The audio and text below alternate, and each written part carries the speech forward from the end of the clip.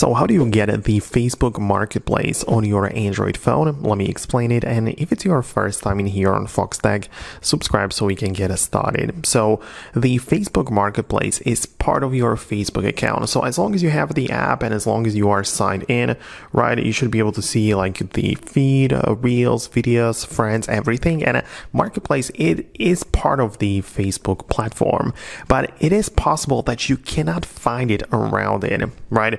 Like in my case, I have it down below in the tab bar, so I can always click it and get it there, but it may not be the same thing for you. And if it's not, you just go to the bottom right button for like the more information and click on the settings at the top. And from the settings, you want to find the tab bar. So as you can see, the little pin icon which says tab bar, this is what I'm going to click on. And I'm going to click on customize the tab bar. And as you can see, there are plenty of different things within Facebook, like there are groups, dating, events, feeds, friends, profile, reels, and so on. And you can kind of like control what appears at the bottom of your Facebook tab bar.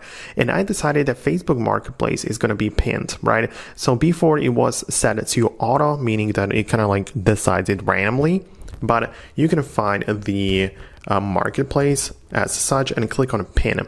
It's going to be showed in the pinned section. And this essentially means that you can be browsing your Facebook as usual. And at the bottom of this, your scrolling page, you will be able to always click on the marketplace and find it in there. So that's how you can kind of like get it. It's not like a feature which you need to sign up for. It's part of the Facebook, but you just have to know where to find it and how to make sure you always get to it.